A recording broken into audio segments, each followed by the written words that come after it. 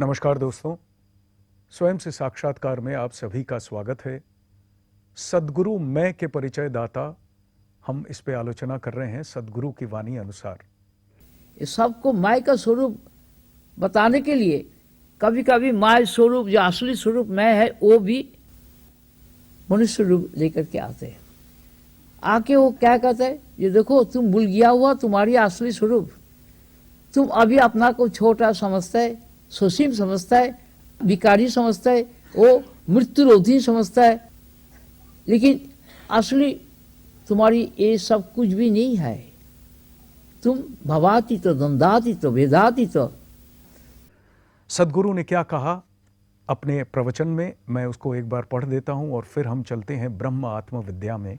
मैं बता दूंगा पेज नंबर। सबको मैं का स्वरूप बताने के लिए कभी कभी जो असली स्वरूप मैं है वो मनुष्य रूप लेकर आते हैं। आकर वह क्या कहते हैं कि देखो तुम भूल गए हो अपना असली स्वरूप, तुम अभी अपने आप को छोटा समझते हो, ससीम समझते हो, विकारी समझते हो, मृत्यु के अधीन समझते हो, लेकिन यह सब कुछ असली नहीं है। तुम भावातीत, द्वंद्वातीत, भेदातीत हो। ये जो वाणी है, ये वाणी हमको केवल 4 लाइनों में बता रही है कि सद्गुरु हमको क्या परिचय देते हैं। सद्गुरु हैं मैं के परिचय दाता। कौन सा मैं? जो पक्का मैं। आइए चलते हैं ब्रह्म आत्म विद्या भाग 2 तृतीय तरंग। तृतीय तरंग में नंबर 1 आत्म प्रबोध से हम शुरू करते हैं। क्या कह रहे हैं सद्गुरु, जरा गौर से सुनिएगा। संबोधित कर रहे हैं सबको, समस्त विश्व के जितने भी लोग हैं उन सबको संबोधित करते हुए कह रहे हैं। ये ऐसा नहीं है कि विश्व के सब लोग एक जगह एकत्रित हो गए हैं, लेकिन ये वाणी आप सुनेंगे तो लगेगा कि ये किसी को भी संबोधित विश्व में, किसी एक ग्रुप को, एक समष्टि को या एक इंडिविजुअल को, किसी को भी संबोधित किया जा सकता है। लेकिन वाणी सुने जरा, साधारण मनुष्य के अंदर से ये वाणी निकलेगी नहीं। कहते हैं, हे अमृत के संतान गण, तुम अमृत कथा भूल गए हो, अपनी आत्म कथा भूल गए हो, तुम्हारा अपना परिचय भूल गए हो। अब अपना परिचय तुम सुनो। तुम सत, तुम चित, तुम आनंद, तत्वमसी, तुम ही वही हो जिसकी तुम मंदिर में पूजा कर रहे हो, जिसकी तुम आराधना कर रहे हो गिरजा में, मस्जिद जाकर नमाज पढ़ रहे हो, जिसके साथ तुम परिचित होना चाहते हो, देश देशांतर घूम रहे हो, तीर्थ भ्रमण कर रहे हो। वही तुम स्वयं को लेकर स्वयं को ढूंढ रहे हो। यह है sportful dramatic same side game of self consciousness, निज चैतन्य का नाटकीय एक तरफा क्रीड़ाभिनय। ये किताब है, शायद आप लोगों के पास, बहुतों के पास। एक बार पढ़िएगा, 4-6 बार इसे रिपीट करिएगा, एकांत में बैठ के देखिए क्या चार्जिंग होती है अंदर। हर एक इंसान के, जो कोई करेगा उसके होगी। इसमें कोई अधिकारी अनधिकारी ऐसी कोई बात नहीं है, मेरा संस्कार है दूसरे का नहीं है, कोई बात नहीं है। हर इंसान काबिल है, हर इंसान के अंदर वही आत्मा खेलती है, वहाँ कोई भेदभाव नहीं है। पढ़ के देखिएगा ज़रा, देखिए क्या संचार होता है अंदर।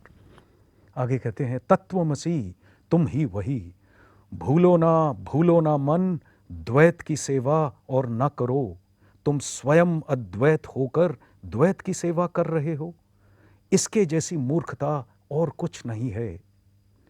मैं सोच नहीं सकता कि कोई अपनी आत्मस्मृति विस्मृत होकर घूमता रहेगा, किंतु मनुष्य बड़ा दुखी है, क्योंकि वह अपने घर की खबर नहीं रखता, दूसरों की समालोचना करता रहता है, अपनी समालोचना नहीं करता, दूसरों का दोष देखता रहता है, अपना दोष नहीं देखता, अपने गुण गाता है।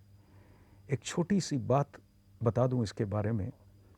बाबा ठाकुर ने एक बहुत सुंदर सी बात एक बार कही थी। उनके अंदर से तो हर चीज़ स्वतः उद्गत होती है।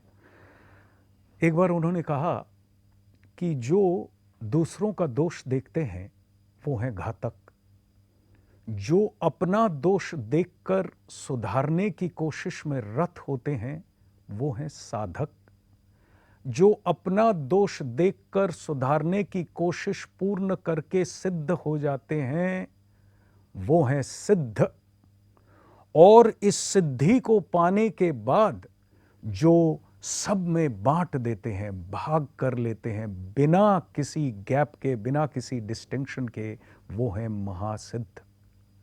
जरा मिलान कर लीजिएगा, अपने जीवन में ट्राई करके देख लीजिएगा। आगे कहते हैं, हर एक को याद रखना होगा, you are a man in appearance, आप केवल दिखते हो, but not limited permanently. Your true nature is infinite self which is beyond the range of mind and intellect. तुम दिखने में मनुष्य हो लेकिन हमेशा के लिए सीमित नहीं। तुम्हारा सत्य स्वरूप है असीमित, असीमित। आत्मा जो मन बुद्धि के प्रभाव से परे है, तुम्हारा सत्य स्वरूप है असीमित आत्मा जो मन बुद्धि के प्रभाव से परे है। वह मन बुद्धि के अतीत, वाक्य मनातीतम, वाक्य मनसोगोचरम, सत्यम आत्मस्वरूपम, सर्वभूतानाम हृद्देशे तिष्ठति। वाक्य मन के अतीत, वाक मन के अगोचर, सत्य आत्मस्वरूप सर्वभूत के हृदय में विराजमान हैं। हृदय की गहराई में विराजमान है तुम्हारे असली सत्ता। वहां दो नहीं है, मन के अंदर है दो, एवं इंद्रियों के राज्यों में है बहु। मन के अंदर दो का अर्थात यह है कि मन अपने आप को सब्जेक्ट समझता है और समस्त जगत की हर चीज को ऑब्जेक्ट समझता है। तो मन के अंदर दो यूं है कि मन जब किसी के साथ डील करता है वो हो गया ऑब्जेक्ट और मन हो गया सब्जेक्ट।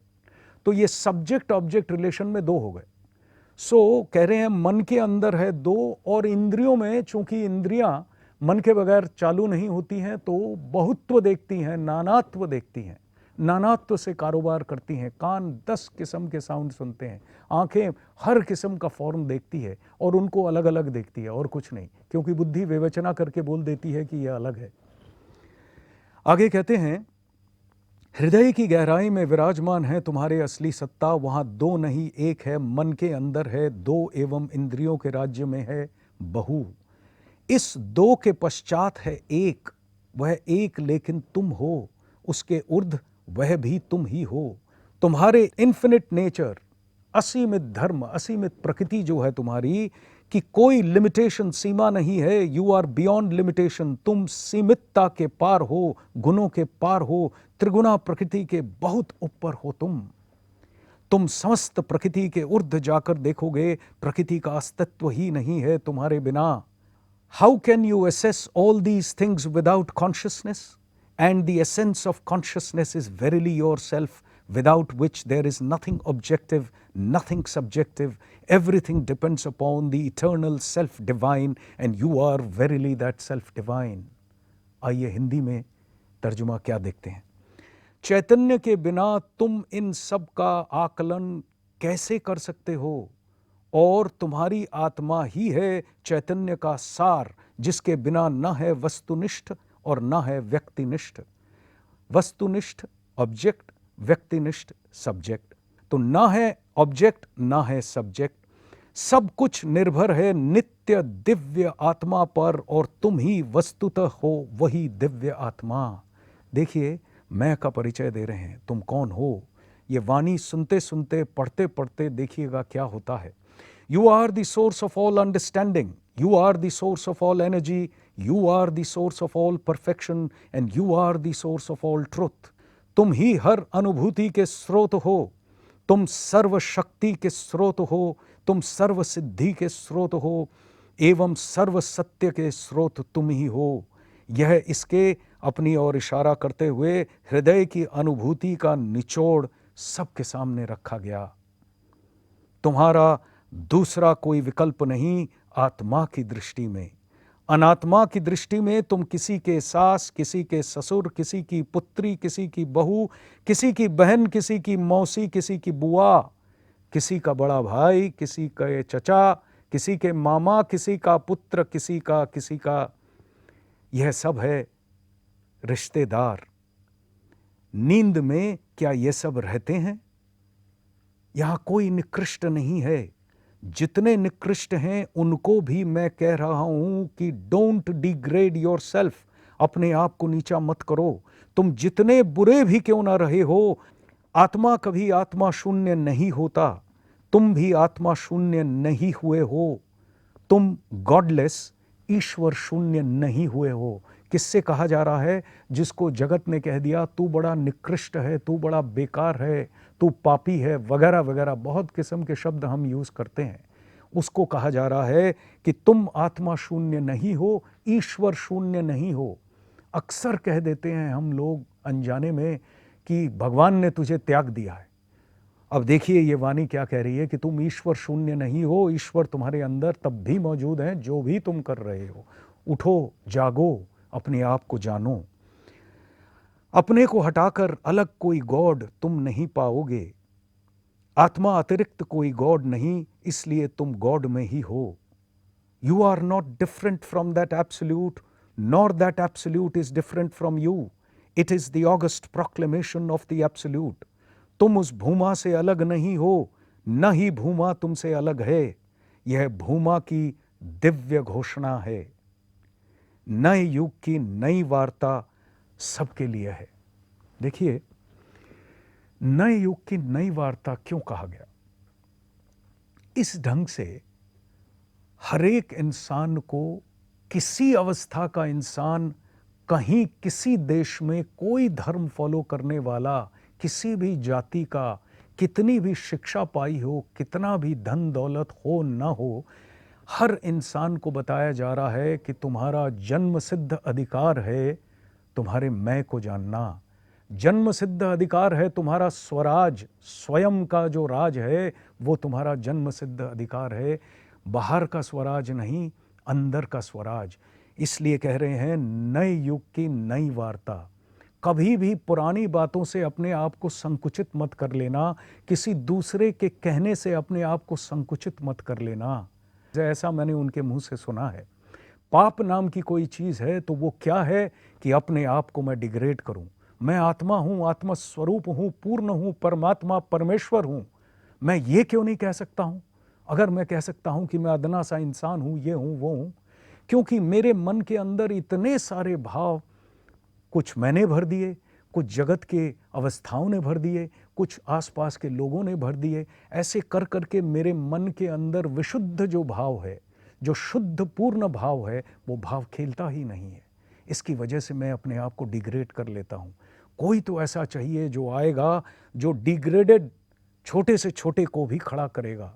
एक बात उनसे मैंने सुनी, स्कूल में पढ़ाते थे, एक टाइम था, स्कूल में पढ़ाते हुए जब उन्होंने पहली दफ़ा ये बात कही, मुझे बड़ा अचरज हुआ था। स्कूल में पढ़ाते हुए वो कहते थे, मेरे पास जब भी समय होता था, जो सबसे कमज़ोर बच्चे होते थे स्कूल के, या जो सबसे दुष्ट होते थे, पढ़ाई लिखाई में मन नहीं और इधर उधर के मन, उनको लेके मैं कभी कभी स्कूल के बाद निकल जाता था और बैठ के थोड़ा चाय पानी कर लेते थे हम लोग आपस में, उनके साथ समय बिताता था। तो मैंने कहा, बाबू ठाकुर उनके साथ समय बिताते थे आप? तो बोले हाँ। मैंने कहा, जो अच्छे बच्चे थे वो तो और आपसे जानना चाहेंगे, सीखना चाहेंगे। बोले देखो, कोई ना कोई तो उनके साथ खड़ा होगा। अच्छा बुरा ये दर्शन नहीं करता है। तो जो अच्छा है, जो अच्छाई है अंदर, उसको जागृत करना कोई ना कोई तो करेगा। तो देखिए कितनी बड़ी शिक्षा मुझे मिली थी। देखिए ये जो विद्या है, ये जो बातें हैं, जीवन में कैसे एप्लीकेशन होगा इनका, ये उनके जीवन की घटनाओं से हमें सीखना पड़ेगा, या ऐसी घटना जो इस सच्चाई को जीवन में अप्लाई करती है। छोटी छोटी घटनाएं हैं, लोग इसको नज़रअंदाज कर जाते हैं, लेकिन इसको मानना पड़ेगा, इसको कोशिश करनी पड़ेगी, इसका अनुधावन करना, अपने अंदर इसको आत्मसात करना। हमारा समय समाप्त हो चला दोस्तों, तो आइए प्रथा अनुसार हम सुनते हैं एक उद्गत भजन।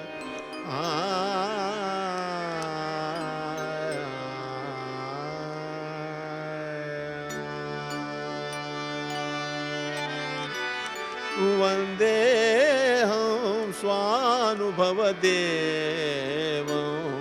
वन्देऽहं स्वानुभवदेवं, वन्देऽहं स्वानुभवदेवं, परमेष्टि गुरुं सर्वेश्वरं, ब्रह्मयात्मा परात् परम्। सच्चिदानन्द स्वरूपं वन्देऽहं स्वानुभवदेवम्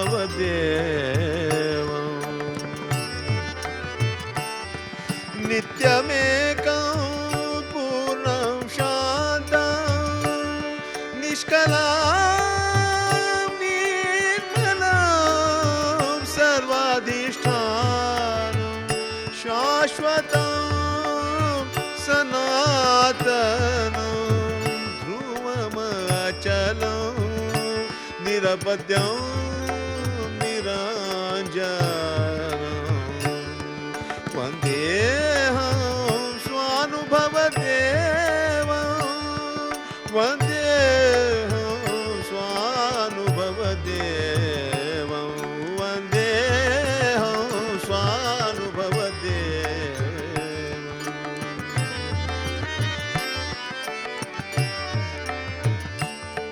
वासनया वासुदेवस्य वासितं भुवनत्रयं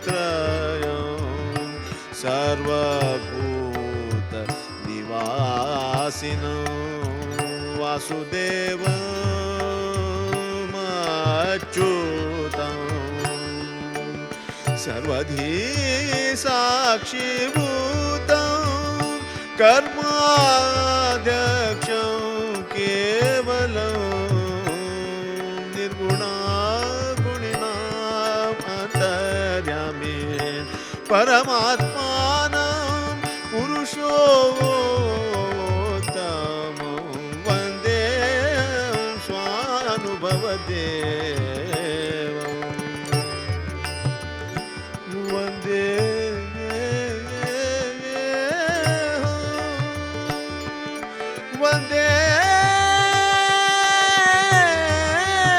वन्देऽहं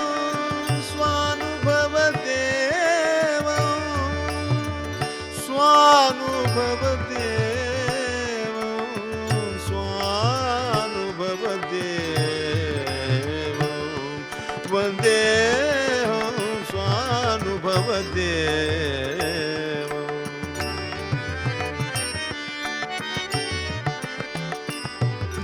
जगदातीतं जगत्कारं विश्वपतिं